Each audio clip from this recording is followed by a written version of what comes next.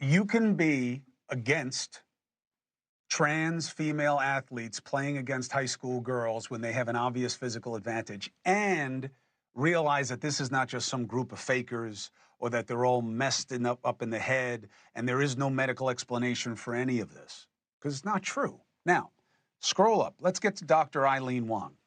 I wanted to bring in a doctor who can explain something called AIS, okay? And the doctor is a urologist and an intersex specialist. And she's not here to tell you about how people feel. This is science.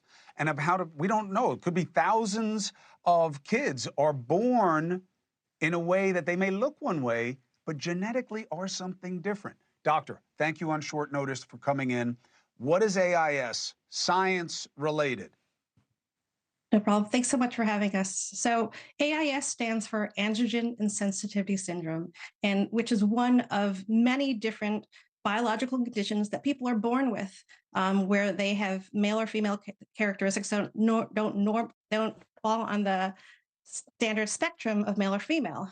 So androgen sensitivity syndrome in specific is a condition where a child is born with XY chromosomes, but there is a genetic mutation in what's called their androgen receptor. Basically, they're testosterone deaf. So these kids are born, and fetuses, as you may remember from high school biology, start off as female. But at a certain point, people with Y chromosomes, which have a certain gene, they split off into a little bypass and become male. They differentiate into male. But in these kids, their cells don't respond to that testosterone. And so they continue down the normal pathway, even though they are XY. And so they're born. And when they come out, they look phenotypically to the naked eye female. You know, they don't have penises, you know, they have small neovaginas, essentially, right? But inside, they don't have uteruses, and they have they have internal testes or internal gonads. But typically, they grew up thinking that they are female because their brains essentially didn't respond to testosterone and didn't have that sort of conditioning. So, Dr. Wong, the pushback is, okay, fine.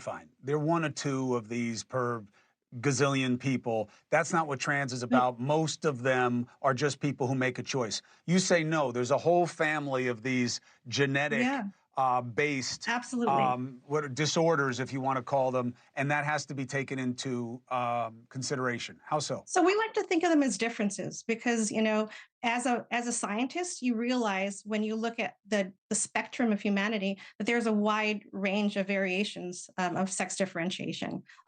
Androgen insensitivity syndrome has been thought to be as common as 1 in 20,000.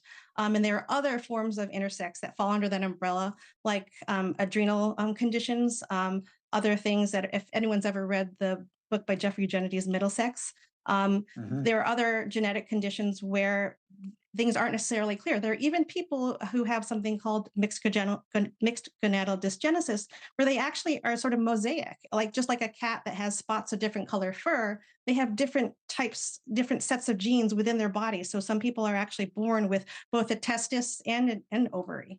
And so people don't fall neatly into these definitions at all. Sex is a spectrum, and we have, you know, genetic, you know, scientific evidence of this.